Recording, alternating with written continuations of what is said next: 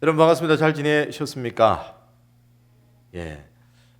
설교 중에 이런 부탁을 해도 될는지 모르겠지만 제가 어디를 보고 설교를 해야 될지를 모르겠어요. 여긴가? 여긴가? 여긴가? 여기 제일 많이 앉아있어요. 그죠? 그래서 한 번씩 영상을 보면 이렇게 하고 있는 모습들이 있는 것 같아가지고 여러분 좀 이 자리를 좀 정돈을 다음 주에 해주시면 안 될까 모르겠습니다. 물론 다음 주에 새로운 목사님 오시면 알아서 하시면 되고. 자, 말씀을 시작하겠습니다. 오늘 주신 본문을 가지고 우리의 시작이라는 제목으로 하나님 말씀 전하겠습니다. 우리의 시작. 여러분, 사랑은 동사다라고 하는 책이 있습니다. 이 책은 고린도전서 13장과 로마서 8장을 중심으로 하여서 사랑의 진정한 의미가 무엇일까 하며 고민하여 서술해 내놓은 책입니다. 여기에서 주로 말하고자 하는 것은요, 하나님의 사랑을 받은 사람이라면 마땅히 사랑의 행동을 멈추지 않는다는 사실, 그 사실을 힘주어 말하고 있습니다. 사랑은 멈추어 있는 명사가 아니라 동사이기에 사랑을 동사화시키며 살아가야 한다라고 말합니다. 그렇다면 여러분, 이 동사로서의 사랑이 어디론가 흘러가야 되고 어디에선가 어떤 모양으로 나타나야 할 텐데 어느 방향을 향해 흘러야 하겠습니까? 사랑은 자기 자신을 통하여서 흘러나와서 타인을 향해야만 합니다. 그럴 때 더욱 아름다운 사랑의 모습을 갖추게 됩니다. 물론 요즘에는 자신을 사랑해야 된다 이런 이야기들을 자주 듣게 됩니다. 그런데 이것도 살펴보면 자신을 사랑해야만 다른 사람을 사랑할 수 있다라는 관점으로 서술하고 있습니다. 결국 이 사랑도 나를 통하여서 흘러나와서 다른 사람들에게 전달되어지고 나를 통하여서 흘러나온 사랑이 다른 사람에게 위로를 주고 또 아름다운 모습으로 다가가야 함을 보여주는 그런 대목입니다. 그렇다면 사랑하는 청년 여러분, 우리의 사랑은 어디에 머물러 있습니까? 명사처럼 사랑이라는 개념은 있지만 멈추어 서 있는 그런 현실은 아닙니까? 아니면 나를 향해 흐르고 나는 사랑받기를 원하고 나를 알아주기를 원하고 나를 인정해 주기를 원하고 나를 지나쳐서 다른 사람에게로 가야 할 사랑은 없는 듯한 모습이 우리 가운데 있지는 않습니까? 우리는 지난주에 심판과 판단, 평가와 지적이 교회를 세울 수 없고 공동체를 세울 수 없음을 말씀을 통하여서 함께 나눴습니다. 그리고 그 평가와 판단이 아니라 사랑으로 교회를 세워가고 사랑으로 공동체를 세워가야 하는 것이 하나님의 법이다라고 하는 것을 우리가 함께 나눴죠. 그래서 오늘은 말씀을 통하여서 교회 공동체, 우리라고 하는 이 공동체가 어떻게 시작되었는지를 살펴보면서 그 속에 담겨져 있는 하나님의 마음과 하나님의 사랑을 확인하는 귀한 시간 되기를 예수님의 이름으로 축복합니다. 오늘 본문은 감옥에 갇힌 바울이 각별한 애정을 가지고 있던 에베소 교회를 향하여서 보내는 편지입니다. 당시 에베소 교회는 유대인과 이방인, 아시아인과 유럽인, 그리고 노예와 자유인 등 여러 계층의 사람들이 서로 섞여 있었습니다. 일반적으로 이렇게 다양한 모습으로 섞여 있으면 하나 되기가 쉽지 않습니다. 그러나 바울은 이들을 향하여서 이렇게 칭찬을 합니다. 15절과 16절에 있는 말씀을 함께 보겠습니다. 함께 읽겠습니다. 시작. 이로 말미암아 주 예수 안에서 너희 믿음과 모든 성도를 향한 사랑을 나도 듣고 내가 기도할 때에 기억하며 너희로 말미암아 감사하기를 그치지 아니하고. 분명 이 에베소 교회 공동체 가운데에는 여러 지역의 사람들, 여러 인종의 사람들, 여러 계층의 사람들이 있었지만 그들의 사랑이 어떻다고요? 칭찬받을 만하다라고 하는 사실을 사도 바울은 이야기합니다. 사도 바울은 에베소 성도들이 구원의 복음을 듣고 믿어서 약속의 성령을 받았음과 함께 모든 성도들을 향한 사랑을 가지고 있다라고 말합니다.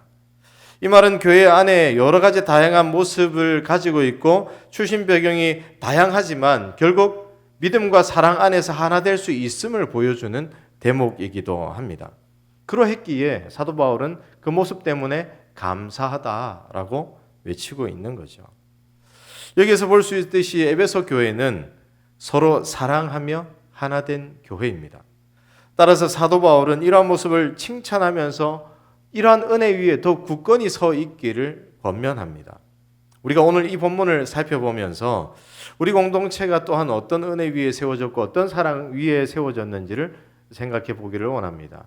그리고 이 말씀을 통하여서 에바다와 다윗 청년부가 이 사랑을 확인한 것과 함께 이 사랑을 함께 나누고 서로 함께 세워져가는 공동체로 발돋움하기를 주 예수님의 이름으로 축복합니다.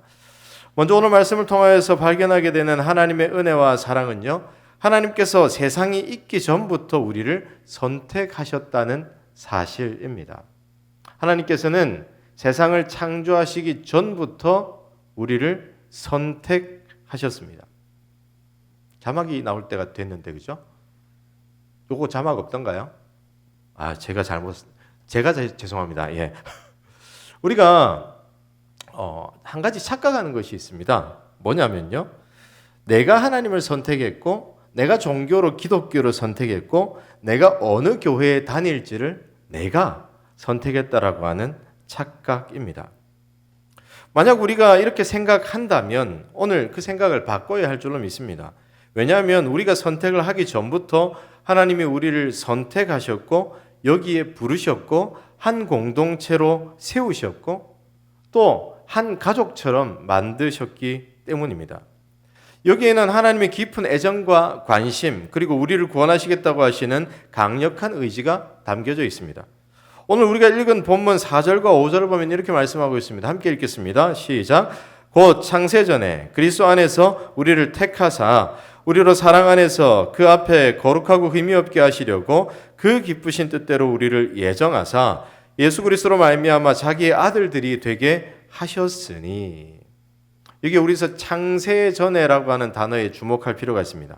언제죠? 세상이 만들어지기 전입니다. 아무것도 갖추어지기 전에 아무것도 없을 그때에 하나님께서 우리를 선택하셨다는 겁니다.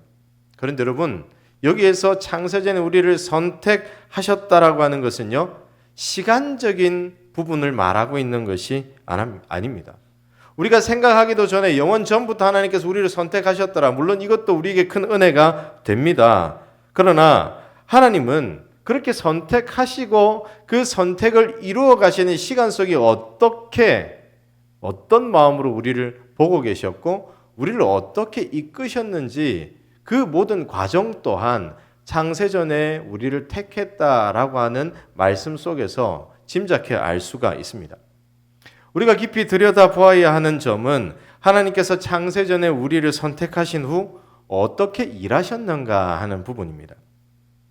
하나님께서 우리를 선택하신 때가 창세전이기에 하나님은 그때부터 계속해서 우리를 위해서 일하셨습니다. 우리가 구원받아 하나님의 백성이 되어서 한 공동체로 대동교회 에바다와 다윗으로 만나게 하실 때까지 우리 한 사람 한 사람에게 집중하고 계셨다는 겁니다. 그 길고 긴 시간 동안 인내하면서 우리가 믿음으로 서기를 계속해서 기다리고 계셨다는 사실입니다. 또한 우리를 부르시고 구원하시기 위해서 우리의 삶을 섭리해 가시고 이끌고 계셨다는 겁니다. 때로는 우리의 삶과 환경에 관여하십니다. 때로는 어려움 속에서 고통스러워하는 우리를 붙드십니다. 때로는 혼자라 느껴질 때 사람을 보내어 주셔서 만나게 하시고 그 외로움을 채워주시기도 하십니다.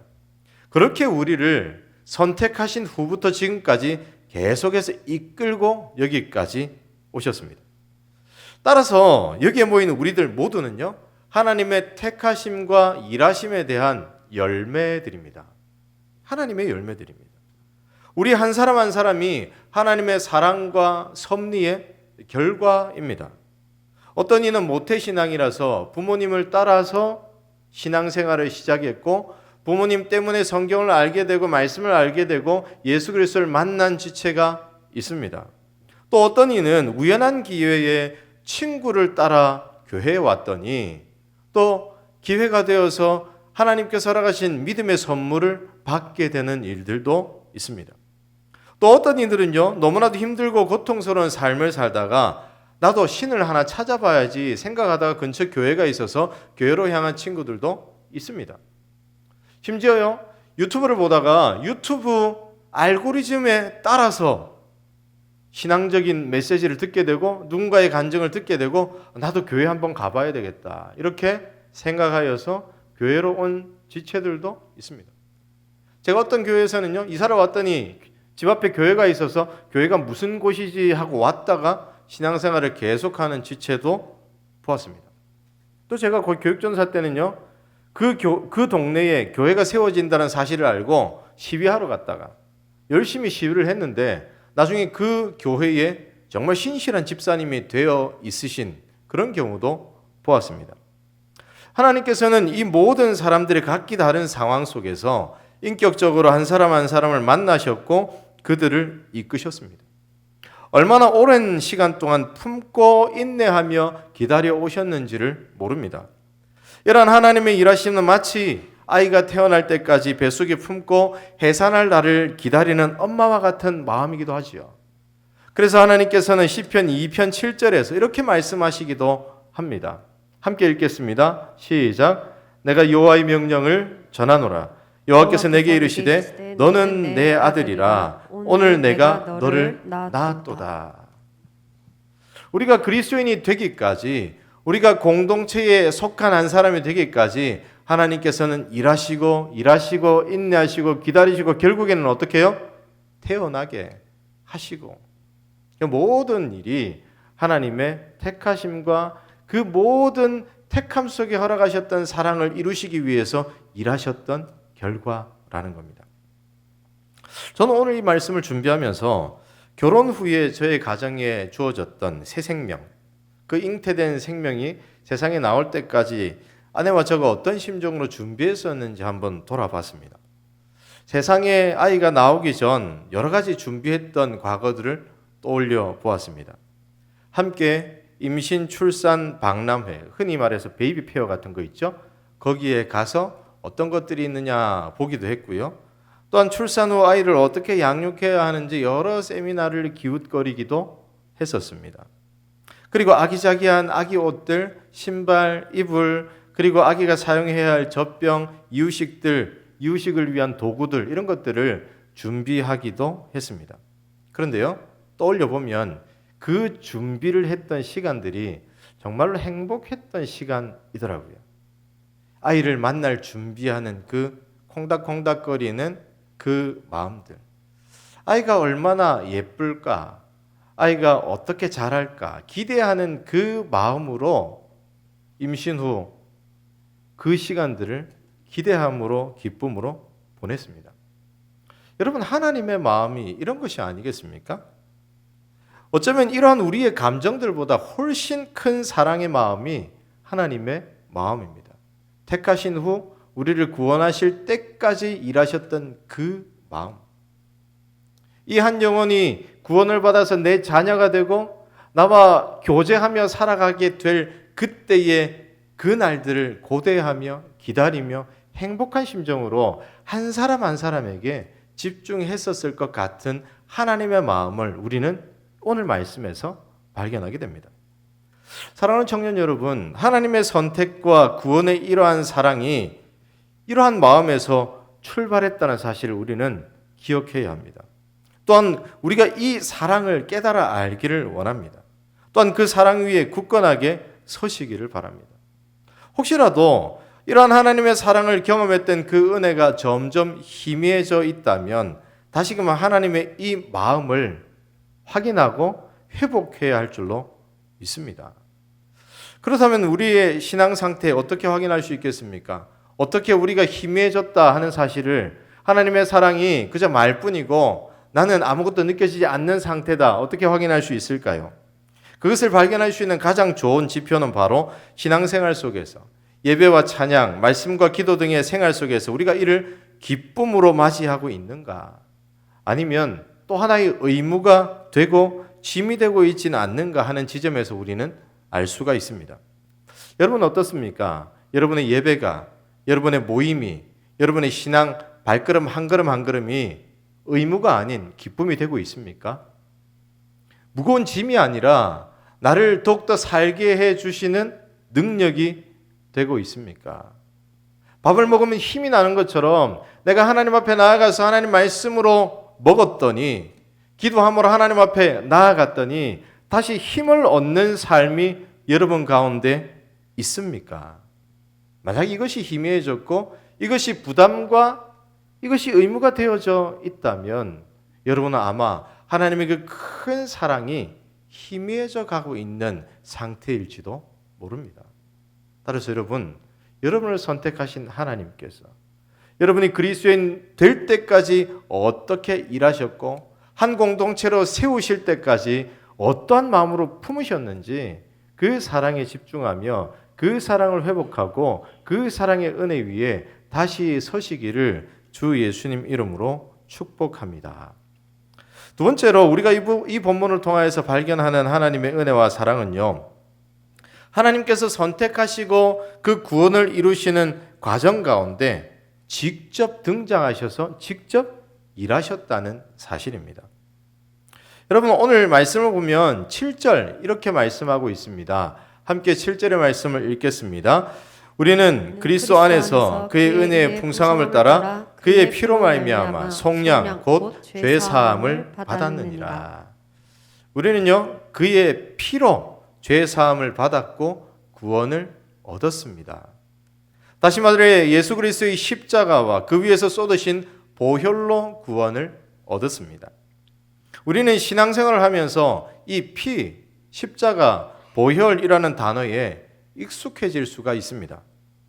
심지어 익숙해질 뿐만 아니라 기독교적인 사상의 한 축, 기독교적인 사상의 한 개념으로 여길 수도 있다는 겁니다.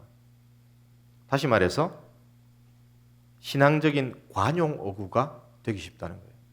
너 어떻게 구원받았니? 물어보면 예수 그리스도의 십자가로요. 그저 정해져 있는 답으로 여겨질 때가 있다는 겁니다. 그런데 여러분, 이 그리스도의 피, 십자가, 보혈 이러한 단어는요, 그저 익숙해지어서는 안 되는 단어입니다. 그 한 단어, 그 한 문장을 생각할 때 나를 향하여서 쏟으신 그 사랑이 어떠한지를 깊이 깨달아 알 수 있어야 하는 그런 단어입니다. 군대를 가면요, 한 번씩 이제 교관들이 이 훈련병들을 울릴 때가 있습니다. 군대를 갔다 오신 지체들이 좀 있죠? 있죠, 그죠? 군대에서 언제 울었냐면요, 그 이제 PT 8번을 시키면서 어버이 노래인가? 뭐 엄마의 마음인가? 그거를 노래를 시키더라고요. 군대 와서 이제 한 4주째인가 5주째인가 이제 유격 훈련 뭐 과정이 있어요. 그 과정 안에서 유격 체조를 하는데 PT 8번을 시키면서 어머니 노래인가? 잘 모르겠어요. 그 노래를 시켰어요. 근데 다 울어. 거기 있는 모든 훈련병들이 울고 있습니다. 쪽팔리죠. 눈물 흘리는 내가 너무 부끄러워서 막 이라고 했는데 오분 다 엉엉 울고 있어요. 왜 그럴까요? 엄마라고 하는 그 단어가 그때 가지고 있는 힘이 정말 강력하고, 모르는 곳에 끌려와가지고 힘들어 죽겠는데 PT 8번 누워서 온몸 비틀게 시키는데 그것도 힘든데 갑자기 노래를 부르다 보니 엄마가 너무 보고 싶고 엄마라고 하는 단어에 무너져 내리는 거예요. 근데 우리가 예수 그리스도의 보혈, 십자가, 피가 그보다 더한 능력이고 우리의 삶을 새롭게 만드신 은혜인데 이게 어떻게 익숙해지기도 하고 이게 어떻게 신앙적인 관용 어구가 되어버려야 하겠습니까? 우리는 언제든지 예수 그리스도의 십자가를 생각할 때마다, 예수 그리스도의 보혈을 생각할 때마다 그 단어 앞에서 멈칫, 그 단어 앞에서 나를 향한 사랑 깊이 묵상할 수 있어야 합니다. 하나님은 우리를 구원하시기 위해서 창세전에 우리를 택하셨던 것처럼 이제는 구원 계획을 세우십니다. 그리고 그 구원 계획을 조금씩 이루어 가십니다. 그것이 바로 예수 그리스도의 보혈과 십자가 안에 담겨 있는 의미들입니다. 성경 곳곳에는요, 하나님이 구원 계획을 이루시기 위해서 선포하셨던 말씀이 있고 이를 보여주는 모델들이 있습니다. 레위기에 가면 번제, 소제, 화목제, 속제제, 속건제라고 하는 5가지의 제사가 있습니다. 이 제사 제도는 모두 하나님께서 구원 계획을 세우시고 어떻게 구원하실 것인지 보여주시는 하나의 모델입니다. 여기에는 제물이 필요하고 그 제물을 잡는 사람이 필요하고 또한 그 제물을 가지고 하나님께 나아가서 제사를 드리는 사람이 필요합니다. 그런데 여기 여러분 우리가 오해하기 쉬운 부분이요. 한번 질문해 보십시다. 여러분 제물을 들고 왔을 때 제물을 잡는 사람은 누구일까요? 누구입니까? 제물을 잡는 사람. 자신 있게 누가 외쳐보십시다. 누군가요? 1번 제물을 들고 온 사람, 2번 제사장, 3번 제물 스스로. 몇 번인가요? 1번 제물을 들고 온 사람이겠죠. 저는 어렸을 때 제사장이 제물을 다 잡는다 생각했는데 성경을 계속해서 묵상하고 배우다 보니까 제물을 잡는 사람은 죄를 가진 그 죄를 해결하기 위해서 양이나 염소나 이런 것들을 가지고 온 그 사람이 직접 제물을 잡습니다. 그리고 제물을 내장이나 이런 것들을 다 분류하고 나서 각을 떠서, 각을 뜬단 말은 회를 친다는 얘기입니다. 다 하나씩 살을 발라서 제사장에게 다 주면 그 제사장이 가지고 가서 번제단 위에서 제사를 드리고 그 피를 회막문 안에 들어가서 뿌린다는 거죠. 이것이 바로 제사의 제도인데 이 제도는 예수님께서 십자가에 못 박혀 죽으시는 그 속죄의 제사를 예표하고 있습니다. 하나의 모형이라는 거죠. 따라서 예수 그리스도의 십자가, 그 십자가 사건을 이 레위기에 있는 제사의 제도와 겹쳐서 생각해 보면요. 예수님이 제물이 되셔서 십자가에 달리셨고 또한 예수님이 제사장이 되셔서 그 모든 제사를 집례하셨습니다. 그렇다면 그 제물을 죽이고 그 제물을 제사장에게 드린 사람은 누군가요? 바로 죄인들이라는 거죠. 다시 말해 예수님을 죽인 사람들은 우리라는 겁니다.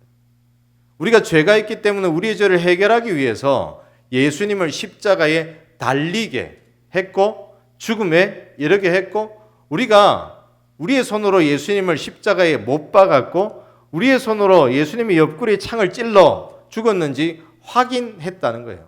이게 영적으로 우리가 이 모든 일에 예수님을 죽인 범인이라는 겁니다. 여러분 이것은요 우리가 예수님을 죽였으니까 죄책감으로 살아가라 이런 얘기를 하는 게 아닙니다. 우리가 구원 얻기 위해서 예수님께서 무엇까지 우리에게 주셨느냐 하는 부분이에요. 예수님께서 무엇을 주셨습니까? 하나님께서 무엇을 주셨습니까? 우리가 잘 알다시피 예수님은 성부, 성자, 성령 하나님 중에서 2위의 하나님이시지만 그분 곧 하나님이십니다.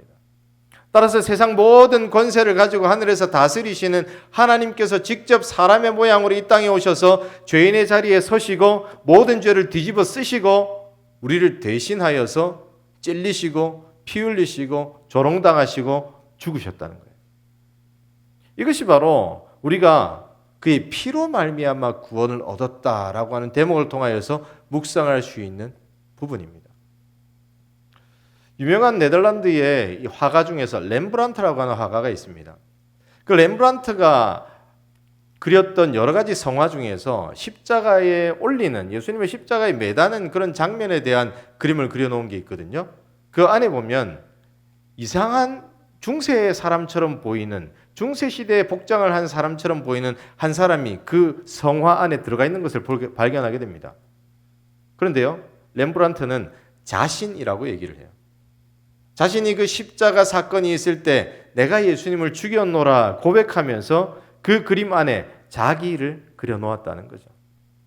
그런 렘브란트의 고백처럼 우리 또한 우리의 고백이 무엇이 되어야 됩니까? 예수님을 죽인 사람은 우리고 예수님은 우리를 살리시기 위해서 우리 손에 죽임을 당하셨고 우리를 살리시기 위해서 모든 것 버리시고 우리에게 하나님의 자녀로서의 지위를 허락하시기 위해서 본인이 세상 모든 것들보다 뛰어나신 만유의 주인께서 다 버리시고 제물로 오셔서 우리를 위해서 본인을 주셨다는 겁니다.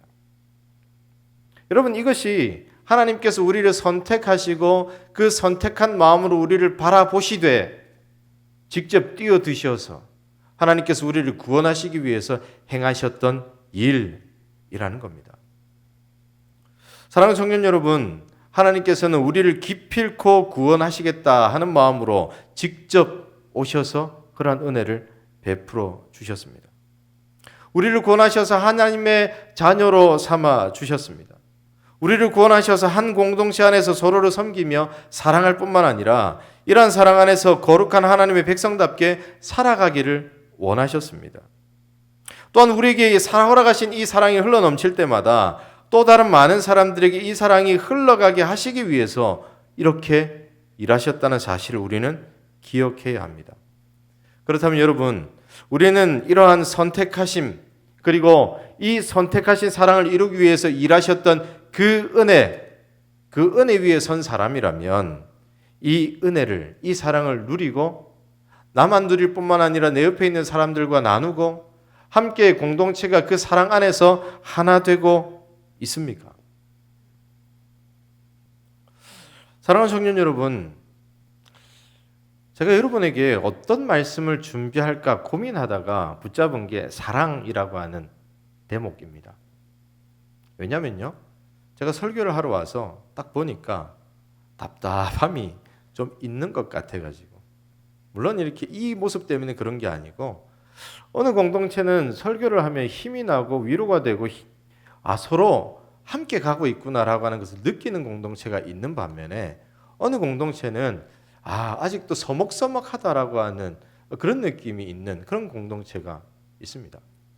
근데 그 서먹서먹함이 이 설교하는 사람으로 하여금 서먹하게 만듭니다.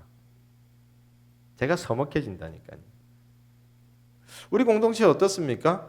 내가 뭔 짓을 해도, 내가 어떻게 행동해도 범죄를 저지르거나 누구를 힘들게 하지 않는 이상 내 부끄러움 정도는 인정해주고, 쟤는 저 모습이 이 아이의 특징이지 하면서 용납해주는 모습이 우리 가운데 있습니까? 어때요? 그래서 서로 편하게, 서로 뭔가 벽이 있는 게 아니라 내가 여기서는 조심해야지, 내가 여기서 조심하지 않으면 큰일 날 것 같은데, 이런 마음이 아니라 누군가 와서 그 공동체 안에 있다 해도 서스럼없이 다가와서 함께 해주고 또 어려운 일이 있는지 없는지 챙겨봐주고, 나는 혼자인 줄 알았는데 혼자가 아니구나라고 하는 사실을 깨닫게 되는 그런 공동체의 모습으로 서 있는지 저는 질문하고 싶습니다. 예수 그리스도의 이 사랑, 예수 그리스도의 선택과 우리를 향한 마음, 그리고 그 마음을 이루시기 위해서 오셨던 그 모든 일하심의 은혜는요, 우리를 하나님의 자녀로 삼으시기 위해서이지만 하나님의 자녀로 삼은 한 사람 한 사람이 한 마음이 되어서 아름다운 교회의 모습을 이루어가게 하시기 위해서 허락하신 것이기도 합니다. 따라서 우리라고 하는 공동체가, 에바다와 다윗이라고 하는 공동체가 하나님의 사랑 안에서 세워진 공동체라면 그런 사랑이 우리 가운데서 흘러 넘쳐야 할 줄로 믿습니다. 우리 안에서 흘러 넘치지 않으면 이 사랑은 다른 곳으로 나아가지 못합니다. 혹시 사랑이 슬로건이 되어 있습니까? 서로 사랑합시다. 사랑은 그렇게 사랑할 수 있는 게 아닙니다. 사랑은 나에게 허락하시는 하나님의 사랑이 옆에 있는 사람에게 전달될 때부터 시작됩니다. 나에게 머물러 있는 명사와 같은 사랑이 아니라 나에게 흘러넘친 동사와 같은 사랑이 내 옆에 있는 사람에게 흘러가고 더 많은 사람과 함께하고 우리 공동체 가운데 계속해서 흘러넘쳐서 더 이상 가두지 못해서 자연스럽게 옆에 있는 우리가 살아가는 삶의 순간순간 속으로 나아가게 되는 겁니다. 그렇게 사랑이 흘러넘쳐서 이 지역으로 나아가게 되는 겁니다. 그렇게 사랑이 흘러넘쳐서 많은 사람들에게 좋은 소문을 낼 수가 있습니다. 사랑하는 청도 여러분, 사랑하는 청년 여러분, 우리는 어떠합니까? 이 사랑을 경험한 사람으로서 그 사랑을 넘치게 서로에게 주고 있습니까? 말씀을 마무리합니다. 여러분, 우리라고 하는 공동체, 에바다와 다윗이라고 하는 공동체는 하나님의 선택하심과 그 선택을 이루어 가시기 위해서 쏟아부으신 사랑, 그리고 그 사랑을 몸소 보여주시기 위해서 자신을 내어주시고 십자가에서 우리를 대신하여 죽으심으로 시작되었습니다. 따라서 우리 공동체가 존재하는 것은 이 사랑을 나타내기 위함입니다. 이 사랑의 모습이 우리 안에 있음을 알리기 위해서입니다. 또한 이 사랑이 우리 에바다 다윗 공동체에 있기에 그 속에서 사랑으로 서로 자라나게 하기 위해서입니다. 바라기는 이 사랑으로 시작된 우리 에바다 다윗 공동체가 사랑으로 서로를 세우고 사랑을 흘려보내는 아름다운 공동체가 되기를 주 예수님의 이름으로 축복합니다.